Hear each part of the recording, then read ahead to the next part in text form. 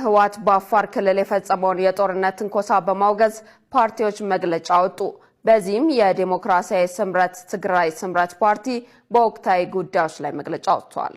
ፓርቲው በመግለጫው ካለፈው ስህተታቸው ያልተማሩ የጥፋት ቡድኖች አሁን ደግሞ መውጫ መንገድ ብለው የያዙት ህዝባችንን ከጨፈጨፈው በሺዎች የሚቆጠሩ ህፃናትን፣ ጎልማሶችና እናቶችን በአጠቃላይ በትግራይ ሴቶች ላይ አስከፊ ግፍ ከፈጸመው በትግራይ ታሪክ ህዝብ ይቅር ከማይለው ሻዕቢያ ጋር ጽምዶ የሚል ጥምረት በመመስረት ጦርነት አውጇል ብሏል። ፓርቲው በተጨማሪ ትግራይን እንደገለ ንብረቱ አድርጎ የሚያስበው ኋላ ቀር ቡድን ካለፈው ስህተት ሳይማር ጥቅምት 26 ቀን 2018 ዓ.ም የፕሪቶሪያውን ስምምነት በመጣስ ግልጽ ጦርነት በማስነሳት 6 የአፋር ቀበሌዎችን ተቆጣጥሯል ብለዋል። ይህ እርምጃ የፕሪቶሪያውን ውል፣ የፌዴራሉን ህገ መንግስት፣ ክልላዊ ወሰኖችንና እሴቶችን የሚጥስ ከአፋር ክልል ህዝብ ጋር ዳግም የተጀመሩትን ጠንካራ ግንኙነቶችን የሚያፈርስና ህዝብን ለሌላ አደጋ የሚያጋልጥ ነው ሲል ፓርቲው በመግለጫው አስታውቋል። ልዩነቶቻችንን ከትግራይ ህልውና በታች መሆናቸውን አምነን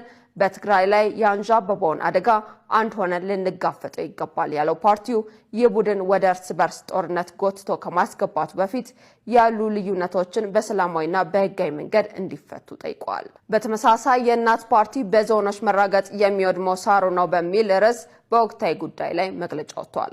ፓርቲው ባወጣው መግለጫ በትግራይ ክልል ወደ ግጭት እያመራ ያለውን አካሄድ ጨምሮ በአማራና በኦሮሚያ ክልሎች እየተደረገ ያለው ጦርነት በአስቸኳይ ቆሞ በጠረጴዛ ዙሪያ በሚደረግ ድርድር እንዲፈታ ጥሪ አቅርበዋል።